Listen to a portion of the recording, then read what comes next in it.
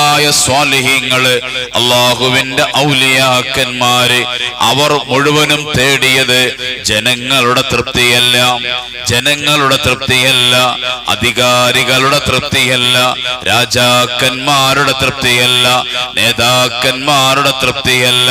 അവർ തേടി ഓടിയത് അള്ളാഹുവിന്റെ പൊരുത്തം വാങ്ങാൻ വേണ്ടിയിട്ടാണ്.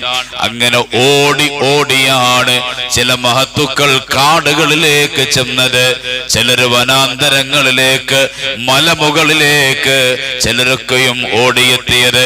ഒറ്റപ്പെട്ട സ്ഥലങ്ങൾ അവർ തെരഞ്ഞെടുത്തു.